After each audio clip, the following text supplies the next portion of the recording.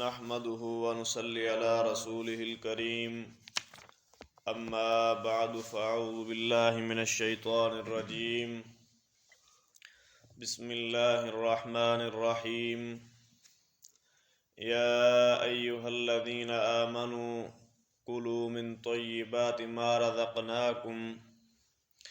اے وہ لوگو جو ایمان لائے، کھاؤ اس میں سے جو ہم نے تمہیں رزق دیا پاکیزہ۔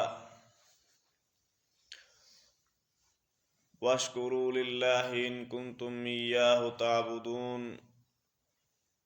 اور اللہ ہی کا شکر بجا لاؤ، ان کنتم ایاہ تعبدون، اگر تم اسی کی عبادت کرتے ہو۔ اس سے 3 آیتیں پیچھے چلے جائیں تو اللہ رب العزت نے اس آیت میں بھی فرمایا یا ایھا الناس کلوا مما فی الارض حلالا طیبا، وہاں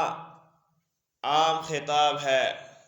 ایھا الناس، اے لوگو، کلوا مما فی الارض حلالا طیبا، کہ زمین میں جو ہم نے حلال اور طیب چیزیں رکھی ہیں انہیں کھاؤ۔ اور یہاں بالخصوص مومنوں سے خطاب فرمایا،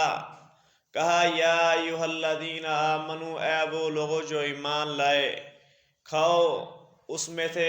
پاکیزہ جو ہم نے تمہیں رزق دیا، اس میں سے پاکیزہ کھاؤ۔ جیسا کہ رسول اللہ صلی اللہ علیہ وسلم نے ارشاد فرمایا کہ اللہ رب العزت نے جیسے اپنے پیغمبروں کو حکم دیا کہ یا ایھا الرسل کلوا من الطیبات واعملوا صالحا، کہ پاکیزہ چیزیں کھاؤ، اسی طرح مومنوں کو حکم دیا کہ تم بھی پاکیزہ چیزیں کھاؤ، جیسا کہ یہ آیت ہے۔ پھر رسول اللہ صلی اللہ علیہ وسلم نے اس شخص کا حال بیان کیا جو بڑی دور دراز کا سفر کر کے بیت اللہ پہنچے، اس کے جسم پر سفر کے اثرات ہوں، بال بکھرے ہوئے، جسم پر کپڑوں پر گرد و غبار پڑا ہوا، اسی حالت میں وہ اللہ کے سامنے ہاتھ پھیلائے، آسمان کی طرف ہاتھ بلند کرے اور کوئی بھی عرض کرے، اور حالانکہ اس بندے کی اپنی حالت کیا ہے کہ مطعمہ حرام ومشربہ حرام وملبسہ حرام، اس کا کھانا حرام کا، اس کا پینا حرام کا، اس کا پہناوا حرام کا، اسے جو بچپن میں غذا دی گئی وہ بھی حرام کی، تو اس کی دعا، اس کی التجا کیسے قبول کی جائے؟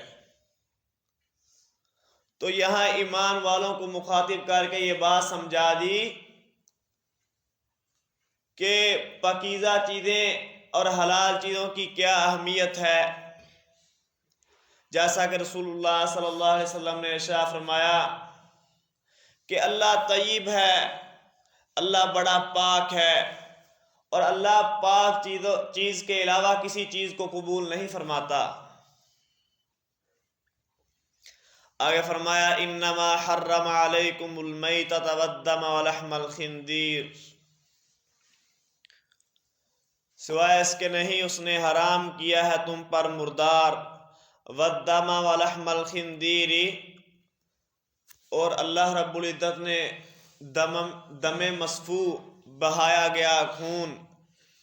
وہ بھی حرام کیا ہے، ولحم الخنزیر، اور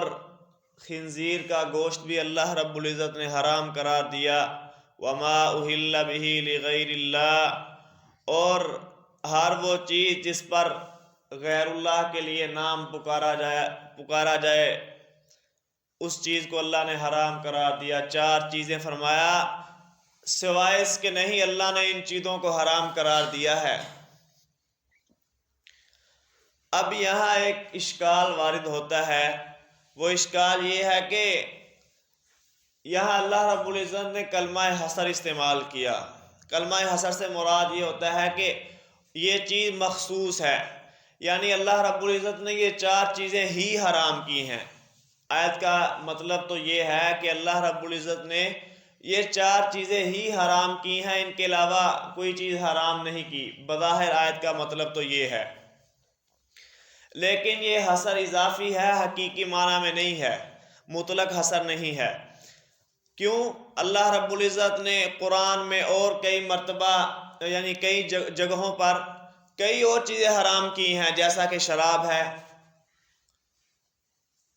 جوا کھیلنا، اسی طرح کئی اور چیزیں اللہ رب العزت نے حرام کی۔ اسی طرح احادیث نے کئی چیزوں کو حرام قرار دیا۔ تو یہ صرف مشرکین مکہ جو کہا کرتے تھے نا کہ یہ چیزیں حرام ہیں،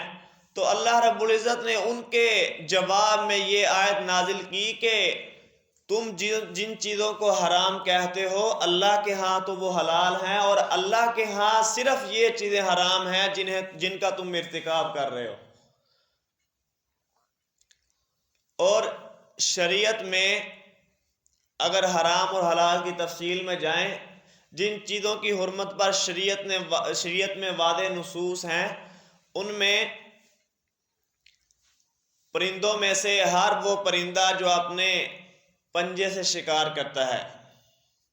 جو اپنے شکار پر اپنے پنجے سے حملہ کرتا ہے، وہ حرام ہے۔ جس طرح کہ باز ہے، کوا ہے، یہ بطور مثال میں دے رہا ہوں کہ یہ چیزیں، یہ پرندے حرام ہیں۔ اسی طرح درندوں میں سے ہر وہ درندہ جو کچلی والا ہے، آپ نے دیکھا ہوگا شیر کے 2 نیچے نکیلے دانت ہوتے ہیں جو باقی دانتوں کی بنسبت بڑے ہوتے ہیں اور نکیلے ہوتے ہیں، تو یعنی جو بھی کچلی والا درندہ ہو وہ بھی حرام ہے۔ تو جو آیت کا یہاں بظاہر مطلب معلوم ہو رہا ہے نا حصر والا، تو یہاں میں یہ وضاحت کرنا چاہتا ہوں یہ حصر حقیقی نہیں ہے، حرمت والی چیزیں اور بھی ہیں شریعت میں۔ آگے فرمایا فَمَنِ اسْتُرَّ غَيْرَ بَاغٍ وَلَا عَادٍ، پس جو کہ مجبور کیا گیا غیر باغ، اس حال میں کہ وہ حد سے بڑھنے والا نہ ہوا، ولا عاد، اور نہ ہی حد یعنی سرکشی کرنے والا ہوا، فلا اثم علیہ، تو اس پر کوئی گناہ نہیں۔ ایک تو اس کا مطلب یہ ہے کہ ایک انسان اس کے پاس اسے کوئی چیز ہی میسر نہیں ہے، یعنی اس نے یہ چیزیں کھانی ہے تو اس نے بچنا ہے، تو یہاں پھر اس آیت کا مطلب یہ ہوگا کہ وہ اپنے گزارے کا جتنا اسے یعنی جس سے وہ اپنا پیٹ بھر لے، اس کی جان بچ جائے، وہ کھا لے، فلا اثم علیہ، اس پر کوئی گناہ نہیں ہے۔ ان اللہ غفور الرحیم، اور بے شک اللہ بہت ہی بخشنے والا، بہت ہی رحم کرنے والا ہے۔ تو اللہ رب العزت سے دعا ہے اللہ رب العزت ہمیں حلال اور طیب کھانے کی توفیق عطا فرمائے، اور حلال اور طیب ہی صدقہ کرنے کی توفیق عطا فرمائے۔ وما